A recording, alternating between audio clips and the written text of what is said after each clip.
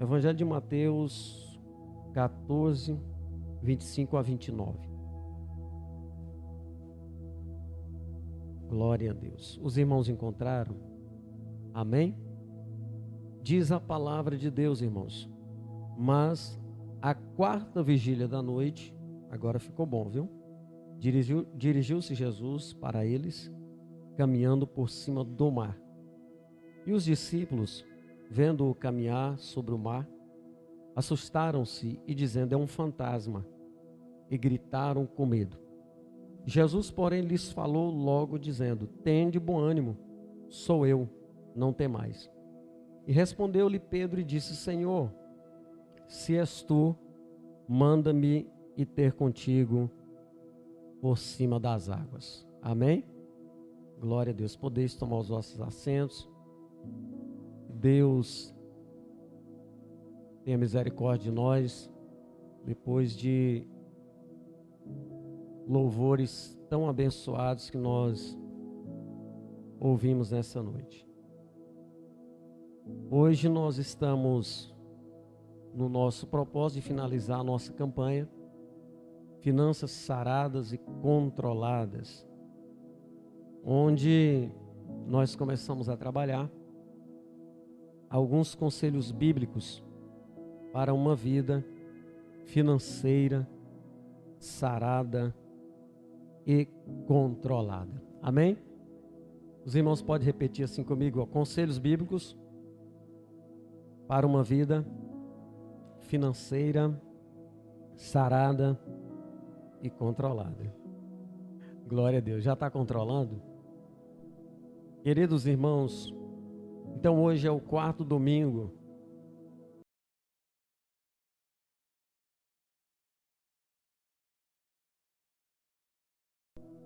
nós já tratamos nessa campanha de alguns conselhos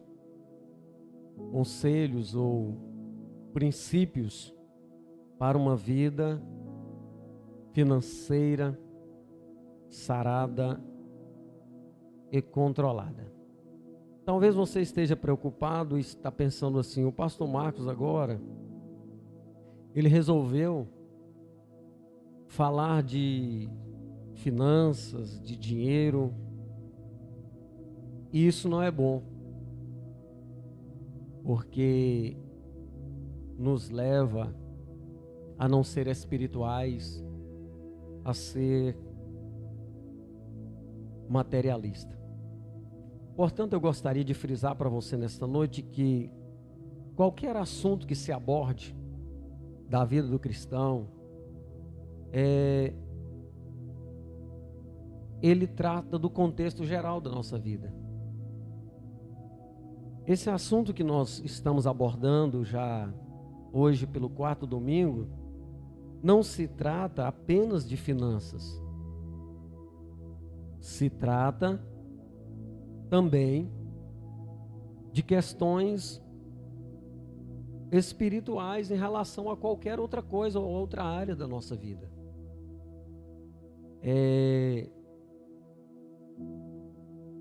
Isso envolve o que nós chamamos de mordomia cristã. E na verdade a mordomia cristã não é só a vida financeira.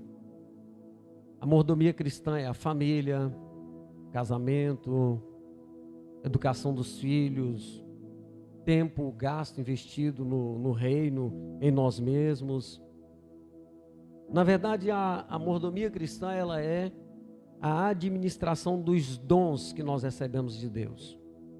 Na verdade, quando a gente vem a esse mundo, a gente vem sem nada. A gente nasce nu, né? Não é segredo para ninguém. E ainda, muitas vezes é necessário ganhar uma batidinha para chorar.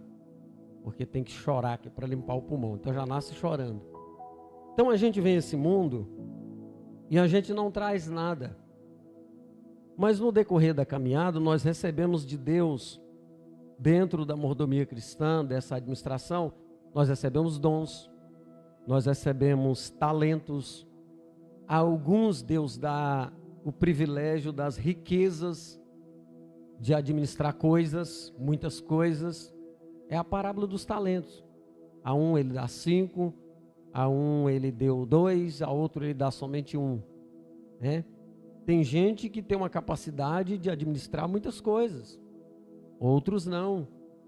Um tem a capacidade de administrar coisas grandes, outros não. Então isso é a administração dos nossos dons, dos nossos talentos, de riquezas ou coisas. Mas eu vou dizer algo agora para você,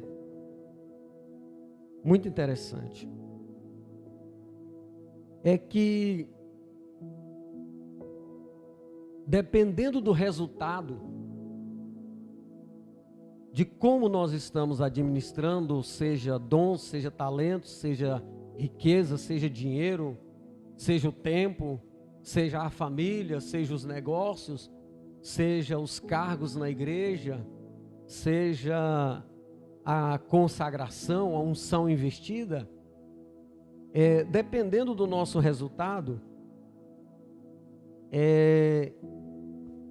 isso vai revelar alguns comportamentos na nossa vida e alguns hábitos que a gente pode chamar nesta noite de hábitos escravizadores. Não tem pessoas que é escrava de gastar, né? Tem um nome que se dá para isso aí. É compulsão, né? Compulsão. Tem gente que diz que quando está nervoso, ele se acalma gastando. Que bom. Eu gostaria de ter esse privilégio também. Ficar nervoso e estar com a carteira cheia de dinheiro para gastar o cartão de crédito. Que terapia maravilhosa, né? Não, quando eu fico nervoso, eu tenho que pegar o meu carro e ir para o shopping e gastar. Eu tenho que comprar alguma coisa. E aí eu vejo alguma coisa, eu compro, eu fico calminho. Eu também sou assim. Só que nem sempre, eu não tenho a mesma sorte que você, porque nem sempre que eu fico nervoso, eu tenho dinheiro na carteira para mim ir lá e gastar. E nem limite no cartão de crédito. Mas vamos lá. Então, certos comportamentos nossos, na administração nossa, irmãos, vai revelar o tipo de pessoa que nós somos. Se nós somos gastadores, se nós somos pródigos, se nós somos avarentos, se nós não sabemos administrar, alguma coisa vai ser pontuada no nosso comportamento, na nossa administração. E eu não estou tratando aqui hoje só de dinheiro, não. Eu estou falando da família, eu estou falando da criação dos filhos, eu estou falando da vida conjugal, eu estou falando de tudo que envolver a sua vida, que você imaginar nessa hora, até o cuidar da sua casa, envolve essa questão comportamental da mordomia nossa, dos dons e talentos. Porque a Bíblia diz que tudo que você for fazer, e eu for fazer, nós temos que fazer para a glória de Deus. Quer comais, quer bebais, faça-se tudo para a glória de Deus. Então eu tenho que pensar, quando eu estou diante da minha mesa comendo, eu estou glorificando a Deus ou estou sendo um glutão? Quando eu estou gastando meu dinheiro, eu estou glorificando a Deus ou estou criando problemas para mim e para minha família? E aí, irmãos, como vai a nossa mordomia cristã? Porque se acende uma luz vermelha lá no painel do nosso controle dessa questão da mordomia, nós vamos precisar urgentemente de mudar. Nós vamos precisar urgentemente de ser libertos de alguma coisa. De alguma coisa que não está deixando a nossa mordomia fluir. Nós vamos ter que ser libertos disso. Seja a carteira, seja nosso casamento, seja o nosso trabalho, seja em que área for da nossa vida, nós vamos ter que lutar para vencer isso. Nós vamos ter que estar dispostos a fazer na nossa vida mudanças radicais de alguns hábitos, estilo de vida, sob novas expectativas de âmbito espiritual. Glória a Deus. E eu começo a pregar aqui agora. Nós já falamos sobre, no nosso primeiro encontro aqui, sobre o princípio da honra. Nós falamos sobre a visão multiplicadora que nós temos que ter. Nós falamos sobre a necessidade de ter fé. No domingo passado, o diácono Marcos Rafael brilhantemente ministrou sobre como administrar em tempos de bonança e em tempos de crise, baseado na vida do jovem José. E hoje, o subtema que eu trago é o seguinte: decida ter fé. Amém? Repita assim comigo: decida ter fé.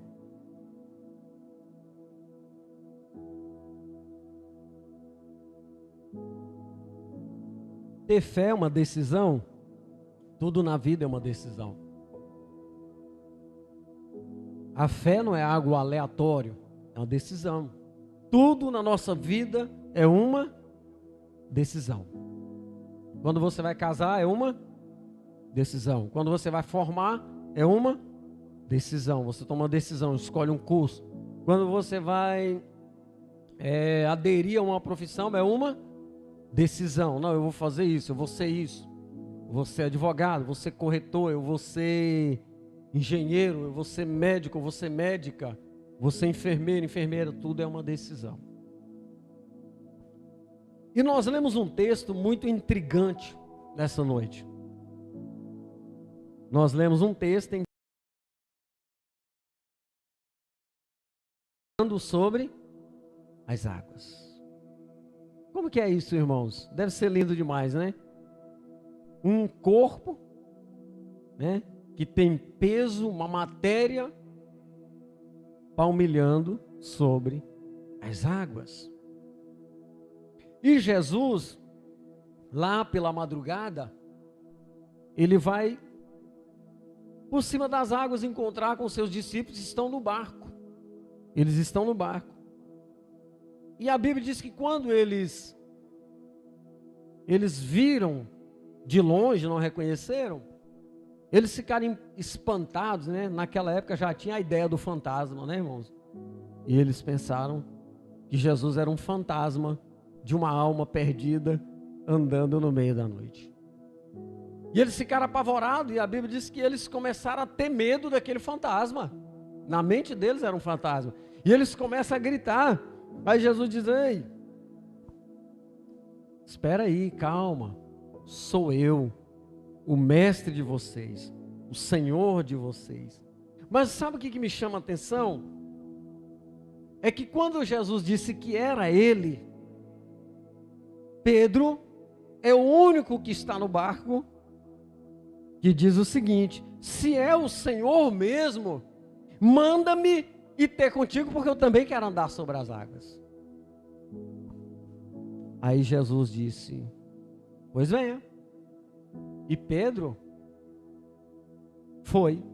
Foi ou não foi? Foi. E eu quero falar sobre a fé de Pedro. Nós criticamos a fé de Pedro, e alguns pregadores, ensinadores, batemos em Pedro pelo fato de ele ter negado o Senhor Jesus. Mas nós precisamos considerar o fato de que Pedro é o único dos apóstolos de Jesus que andou sob as águas, sob o poder da palavra do Senhor Jesus. Glória a Deus. Foi o único que teve fé. Ah, pastor, mas ele afundou. E Jesus pegou na mão dele e levantou ele, mas ele teve fé. Você vai observar que Jesus não disse que ele não tinha fé. Jesus disse assim: tem bom ânimo, homem de pouca fé. Mas ele tinha fé, ele não era um homem sem fé. Queridos irmãos, e Mateus é o único evangelista que não deixa escapar esse detalhe tão importante para nós, de registrar esse cuidado, essa façanha de Pedro andando sobre as águas. Você fica tão empolgado em saber que os homens pisaram na lua, mas eu fico muito empolgado em saber que um homem como eu, de carne e osso, de pouca fé, ele andou sobre as águas do mar. Glória a Deus. E o que significa isso para nós, irmãos? Significa que nós, como filhos de Deus, podemos surfar acima das ondas, das circunstâncias da vida, se nós usarmos a nossa fé que vem de Deus. Glória a Jesus. Mas tem que ter fé. Tem muito crente sem fé. Tem crente que não tem fé nem para curar uma dor de cabeça. Tem crente que não tem fé nem para curar uma unha. Você está mostrando, dizendo: olha, Deus está aqui, Deus vai fazer. Você acredita nisso? E ele está igual Tomé, dizendo: não, eu só acredito depois que eu vi. Queridos irmãos, tudo é questão de fé. Tudo está atrelado à fé. E eu digo nesta noite para você: é preciso eu e você termos fé. E Pedro é esse homem de fé. No dia de Pentecostes, irmãos, foi Pedro que foi o pregador que Deus usou para explicar aos que queriam saber e entender aquele mover de Deus e o batismo com o Espírito Santo que tinha acabado de descer sobre a igreja. Pedro é aquele que se coloca de pé, e a Bíblia vai dizer para nós que ele começa a explanar, a explicar aos ouvintes, aquelas pessoas que vieram por causa do barulho da igreja. É Pedro que começa a pregar para eles com autoridade, com ousadia. E Lucas vai registrar para nós no livro de Atos, que naquela pregação de Pedro, quase 3.000 almas se converteram ali naquele momento. Glória a Deus. Então, esse homem tinha fé. Esse homem tinha fé. Naquele dia, quase 3.000 almas vão para o discipulado, batizados. Porque um homem de fé se levanta. E ele começa a falar acerca do reino de Deus, das profecias, da salvação, do Messias, do Cristo ressuscitado. E aquilo entrou na alma daquelas pessoas, e elas disseram: não, nós queremos fazer parte dessa igreja aí. Tem como? Ele disse: pode vir, vem para cá. E eles são batizados. E você ainda acha que nós podemos criticar a fé de Pedro?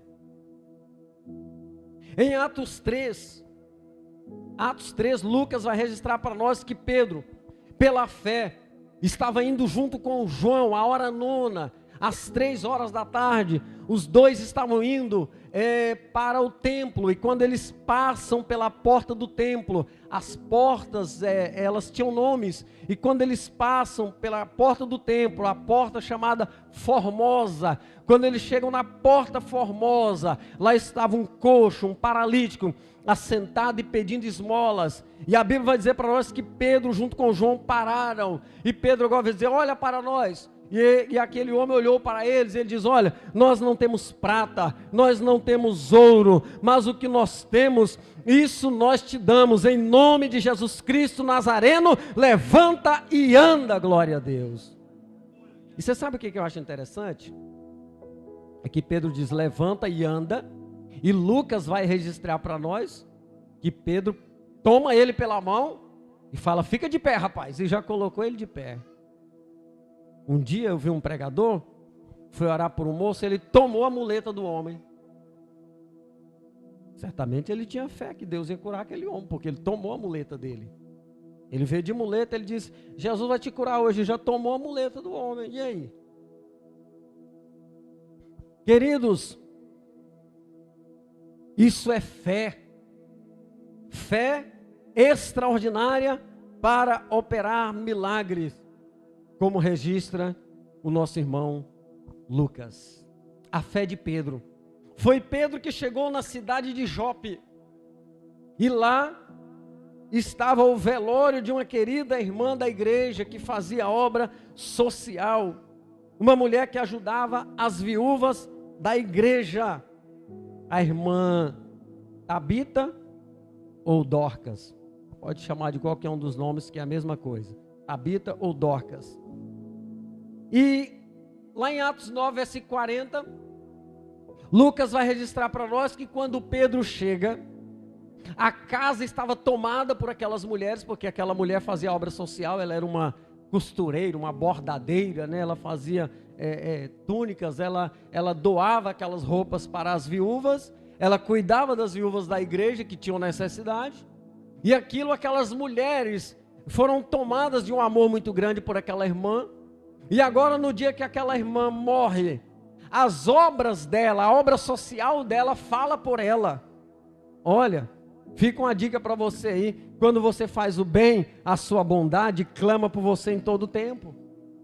Aquelas mulheres agora chegam, se reúnem, traz aquelas vestes, e quando Pedro chega, aquela multidão de viúvas chorando, e ali mostrando, olha aqui, olha o que ela fez para mim. A outra chegava e dizia, não, bonita não é essa aí, bonita é essa aqui, ó, que ela fez para mim. E Pedro, comovido, entra no quarto, e ali a Bíblia diz que Pedro, na autoridade do nome do Senhor Jesus, ressuscita aquela mulher para a glória de Deus. Fé. Fé. Decida ter fé, irmão. Para de estar cambaleando, cocheando entre dois pensamentos. Decida ter fé.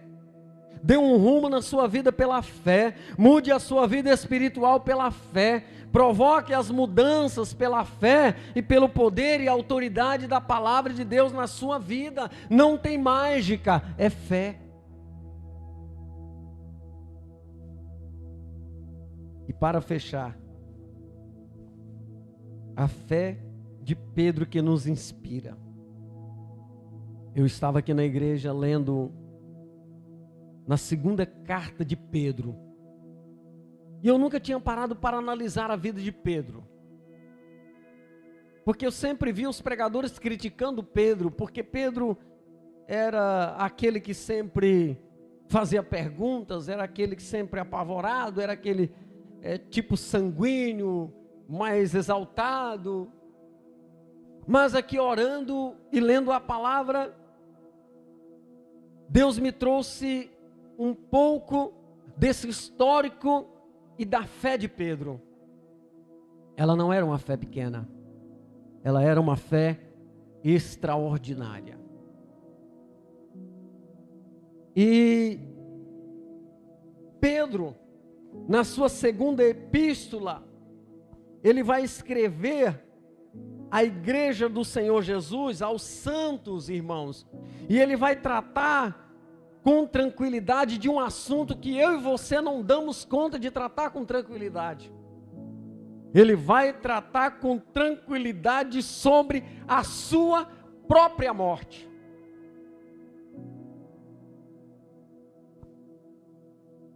Para nós a morte é um terror. Se eu perguntasse aqui nessa noite, quem tem medo da morte? Acho que todo mundo aqui, né? Acho que eu ia levantar minha mão primeiro, né? Quem tem medo da morte? Todo mundo ia ter, né? Porque todo mundo tem medo da morte, né? Talvez, irmão, você tem medo é porque você nunca viu ela, né? Mas talvez no dia que você encontrá-la, que você estiver partindo desse mundo e for com Cristo, você não a temerá. Queridos irmãos, Pedro fala sobre a sua morte com tranquilidade. para Pedro, enquanto para nós aqui do mundo oriental é um terror, para Pedro, ele fala com tranquilidade, como se a morte para ele é apenas um passaporte, um transporte que o levaria rapidinho para estar com o seu mestre, aquele que ele andou com ele aqui na terra, agora lá nas mansões celestiais, com o Cristo glorificado. E olha o que ele diz, olha o que ele diz, eu parei nesse texto aqui, 1 Pedro 1,14, sabendo que, brevemente, hei de deixar este meu tabernáculo, corpo, como também nosso Senhor Jesus Cristo já me tem revelado. Ele diz, olha, estou escrevendo para vocês, fortalecendo a fé de vocês, mas muito em breve, eu vou deixar esse tabernáculo, ou seja, eu vou morrer, eu não vou estar mais aqui entre vocês. E aí ele diz, porque Jesus, há muito tempo, já me revelou. E ele agora estava tranquilo com respeito à questão da morte. O que é isso? Fé. Sabe por que muitos de nós têm medo da morte? É porque nós não temos certeza que estamos preparados com Deus. Porque se nós tivéssemos essa certeza, nós não teríamos medo dela. Mas nós tememos porque nós falamos, quem foi lá não voltou para falar para mim como que é. E a gente tem medo.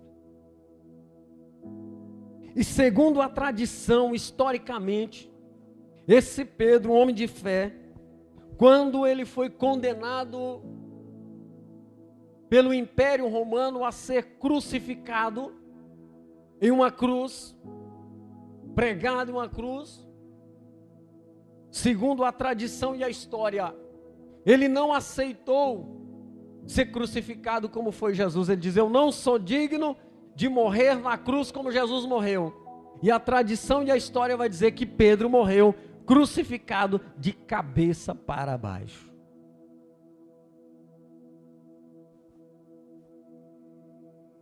E eu te pergunto nessa noite, você ainda tem coragem de criticar a fé de Pedro?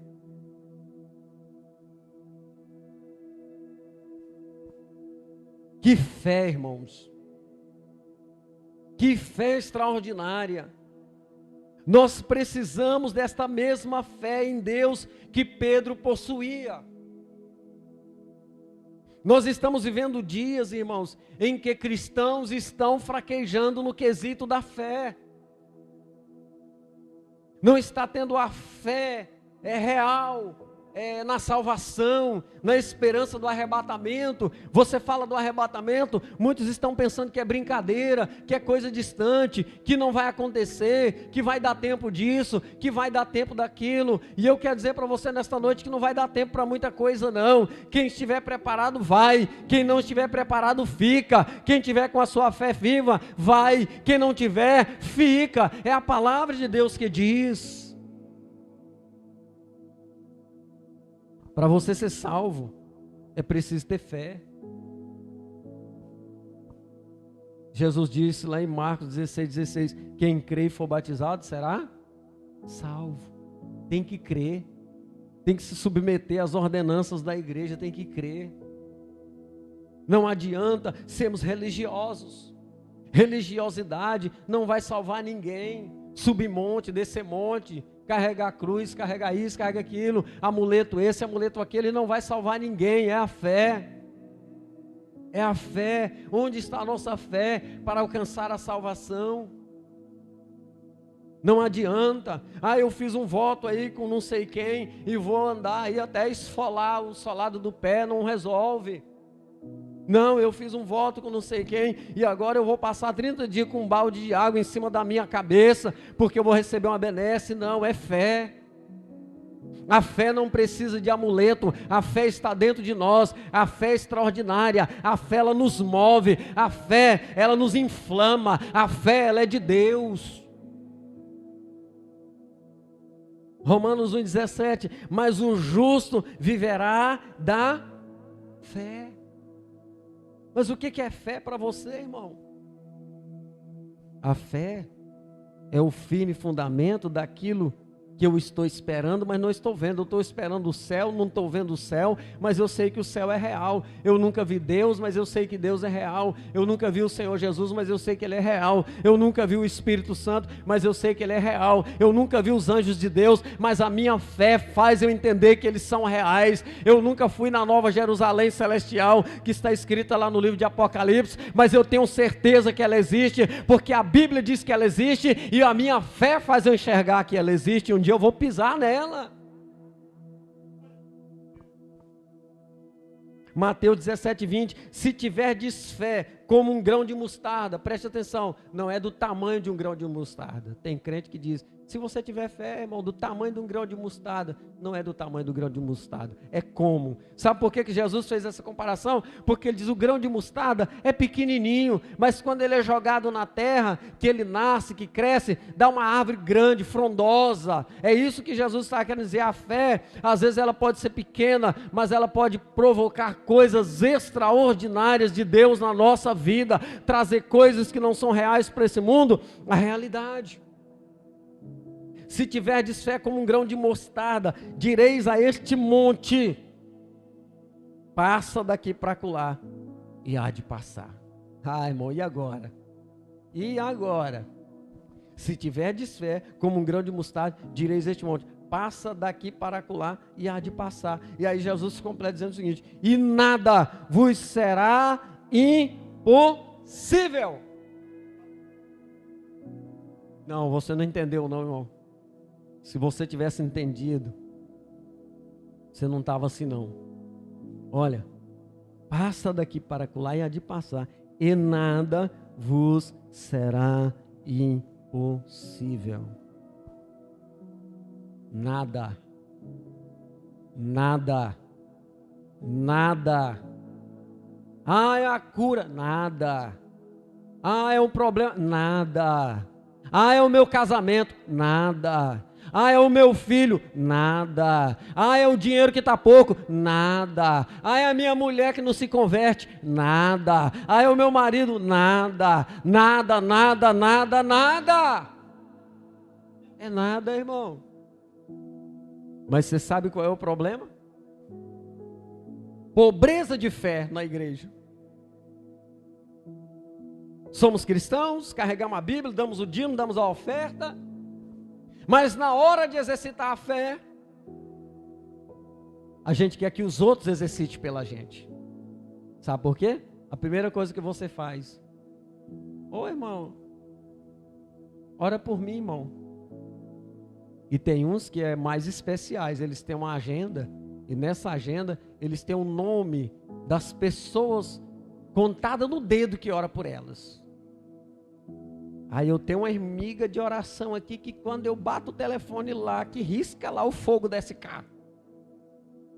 É chap. Eu posso estar com a dor que for, quando eu mando lá que o zap canta lá, que ela fala em língua de lá para cá, eu já sinto um rupião no corpo e já estou pronto para trabalhar. E na minha agenda aqui é seletiva, é a irmã Mariquinha, Sebastianinha, Josefina, irmão Tonzinho, e minha lista está aqui.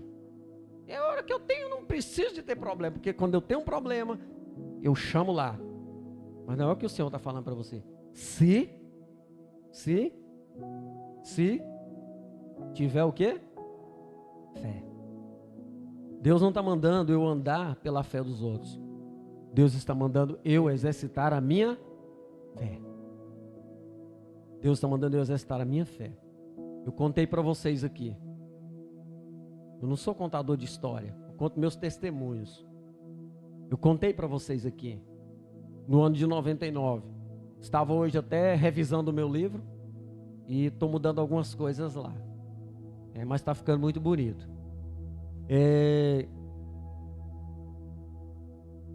Eu fui para o meu trabalho, isso no ano de 99, e cheguei lá e fui demitido. E eu não podia ser demitido. Por que eu não podia ser demitido? Eu ganhava pouco, morava de favor, e tinha um filho pequeno para criar. Então, na minha mente, eu não podia ser demitido.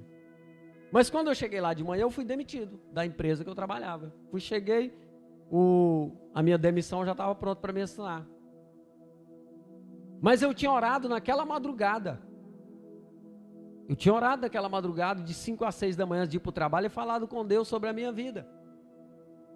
Quando eu cheguei lá, eu fui demitido, mas a minha fé estava fortalecida porque eu já tinha falado com Deus de madrugada. E eu não fiquei desesperado não, irmão, pôr na mão na cabeça, e agora o que eu vou fazer? Não.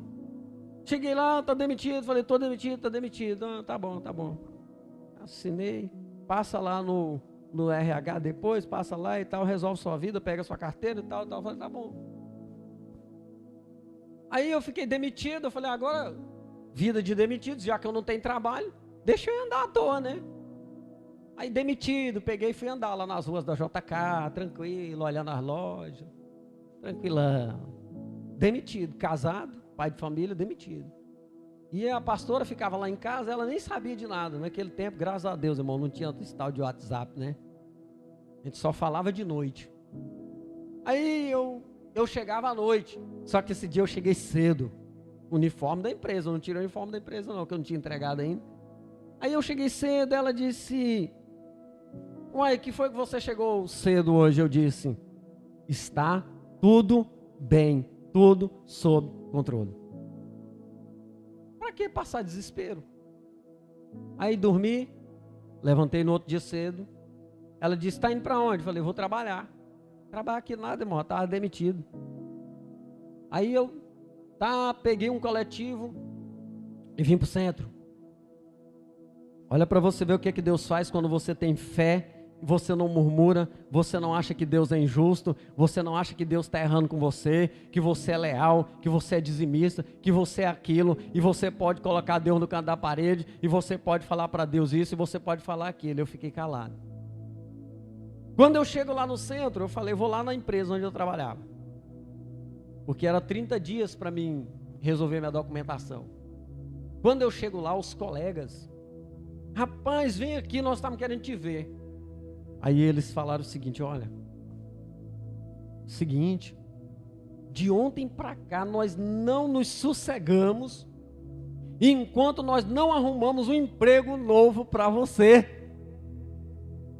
Não, você não entendeu, irmão. Não.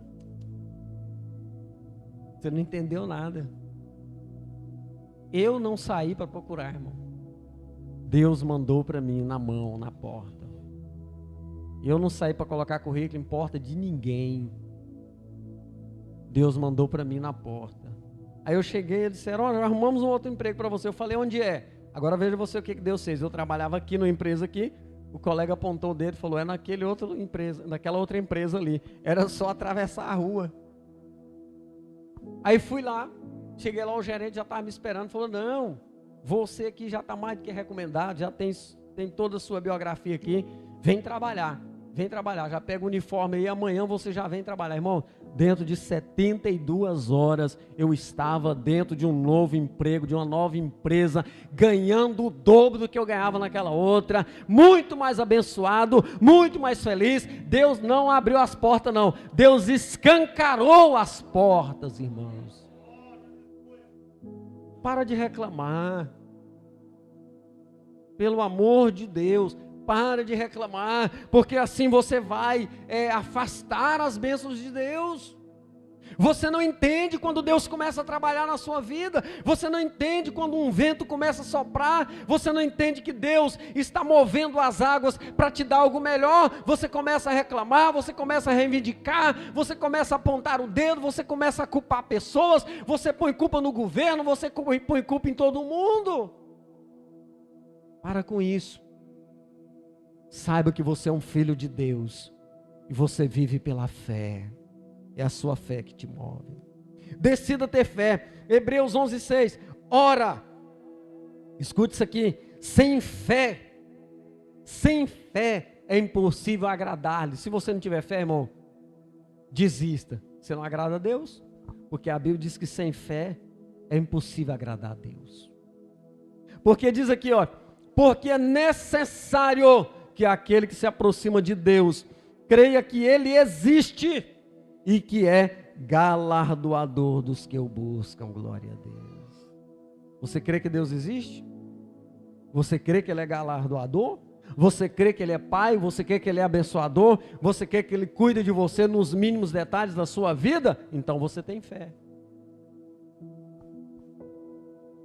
Eu vou terminar aqui. Sempre que Jesus curava alguém, você vai observar que Jesus enaltecia a fé da pessoa. É ou não é? Jesus dizia assim, ó: vai em paz, porque a minha fé te salvou. Era? Não. Ele dizia: vai em paz. A tua fé. Você acreditou em mim. Você acreditou que eu sou Deus. Você acreditou que eu posso fazer. E eu fiz por causa da sua fé, porque você acreditou em mim. Vai em paz. A tua fé te salvou. Mas onde está a sua fé? No pastor, no seu marido, na sua mulher, no seu pai, na sua mãe? Onde está a sua fé? Porque se a fé estiver nos pais, é a hora que o pai não estiver perto. Se a fé estiver no marido, e a hora que o marido não estiver perto. Se a fé estiver na mulher, e a hora que a mulher não estiver perto. Já encontrei homens que falaram para mim: pastor, aqui em casa eu não tenho muita intimidade com Deus não, mas essa mulher minha aí, oh, canelinha de fogo. E se a mulher não estiver perto? Naquela hora, para resolver o problema? Sempre que Jesus curava, Ele enaltecia a fé da pessoa. Vai em paz, a tua fé te salvou. Aquela mulher lá de Sidom, de Tiro, Ciro Fenícia, foi atrás de Jesus. Ela não era israelita, e ela foi clamando porque a filha dela estava lá na casa dela, lá endemoniada, perturbada, e ela vai atrás de Jesus clamando: Jesus, filho de Davi, me ajuda, me socorre, resolve meu problema, cura minha filha, que eu deixei lá em casa, de uma situação horrível, terrível, eu já não aguento mais. A Bíblia diz que Jesus permanecia calado. Jesus foi andando, e a mulher atrás, e Jesus andando, e a mulher atrás, e Jesus andando, e a mulher atrás, e Jesus andando, e a mulher atrás, a ponto dos discípulos incomodarem, porque eles nunca tinham visto Jesus agir daquela maneira. E eles dizem: mestre, o que está acontecendo? O Senhor não é assim, o Senhor é tão bom para as pessoas, e já faz muito tempo que essa mulher, coitada, vem clamando, chorando, aos berros, pedindo para o Senhor acudi-la, e até agora o Senhor não falou nada, não fez nada, nenhuma ação, não esboçou nada. Aí Jesus diz: eu não vou. E Jesus, irmãos, estava dando uma de duro, mas Jesus não era assim. Jesus estava testando a fé daquela mulher. Jesus diz: eu não vou pegar o pão dos filhos, a bênção que é dos judeus, e dar para gentil, para os cachorrinhos não, para essa cadela não.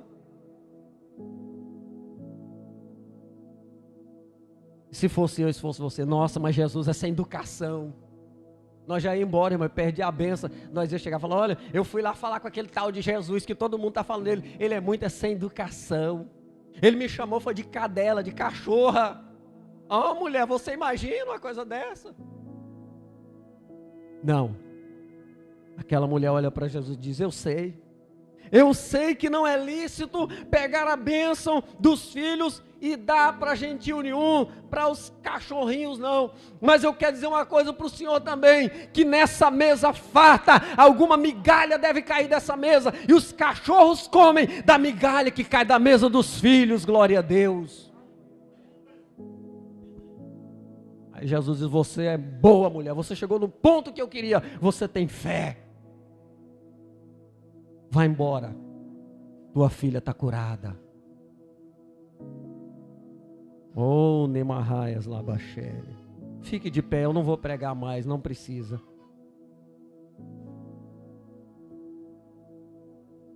Musical Nova Geração restitui. Se você quiser vir aqui à frente, não, está muito apertado aqui. Pode ficar mesmo onde os irmãos estão. Feche os seus olhos, eu quero orar por você nesse final de campanha. Você tem fé, porque se você não tivesse, você não estaria aqui nessa noite. Pastor, a minha fé é pequena. Deus precisa só dessa fé pequena para fazer coisas grandes na sua vida. Eu não acredito que você não tenha fé nenhuma. Você tem sim. Procure dentro de você, você sabe que você tem. É porque você ainda não decidiu usar essa fé que Deus te deu. Essa fé extraordinária.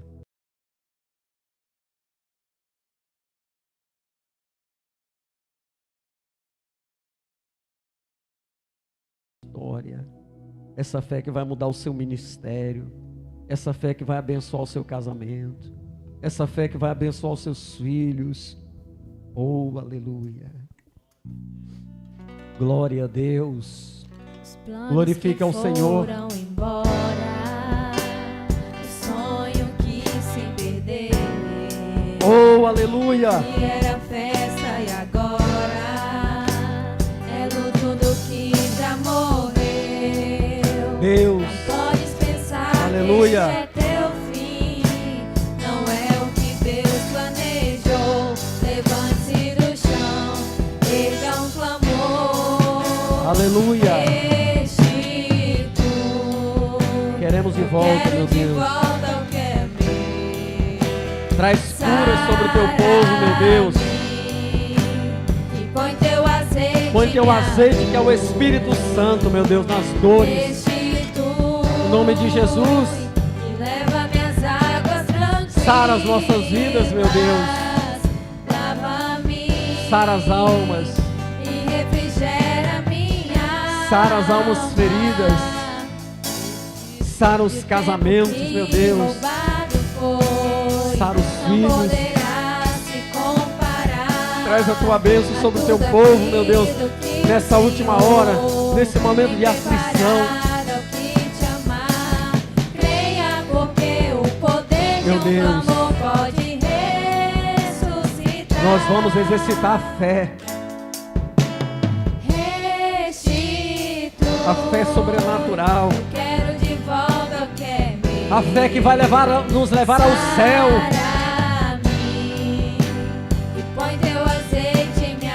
Oh Deus, não só aquela fé materialista, mas aquela fé que vai levar esta igreja aos céus,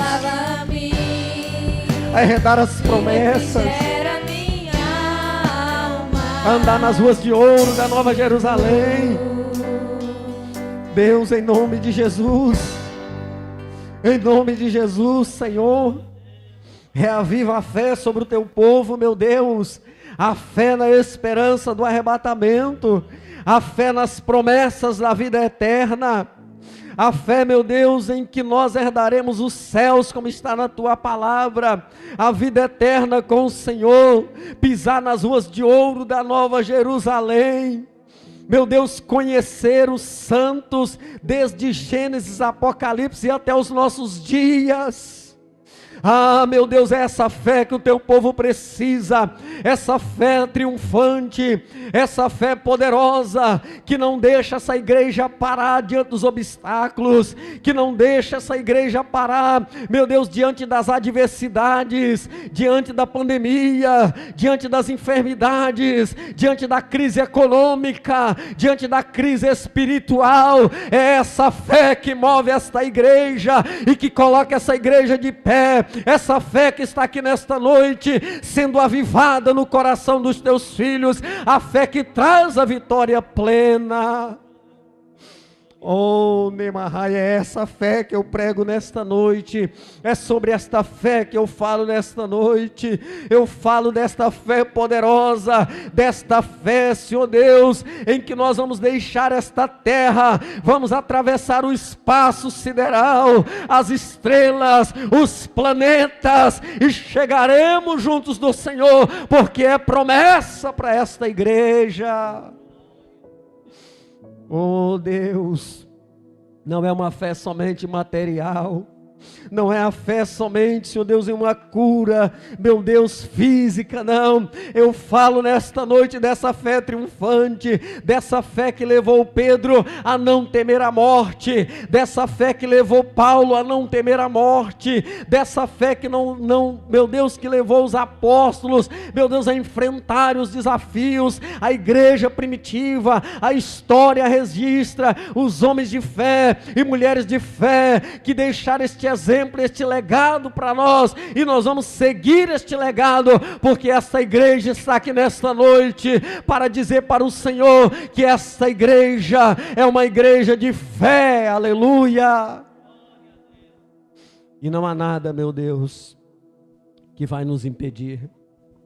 Não há problema, não há crise, não há perseguição, não há espírito das trevas que vai impedir esta igreja, porque nós temos fé na tua palavra, e a tua palavra diz que as portas do inferno não prevalecerão contra a tua igreja, Senhor Jesus. As portas do inferno podem até tentar, mas não prevalecerão, não prevalecerão, não prevalecerão, porque eu vejo o Senhor levantando uma geração de fé, meu Deus, em nome de Jesus, homens de fé, obreiros de fé, jovens de fé, adolescentes de fé, mulheres de fé, meu Deus, em nome de Jesus, homens e mulheres que vão triunfar pelo poder da fé nessa última hora, na fé viva, na fé eficaz, no nome do teu Filho Jesus. Sim, meu Deus, e nós nos apossamos desta fé, desta ferramenta, desta arma nesta noite, meu Deus, em nome de Jesus.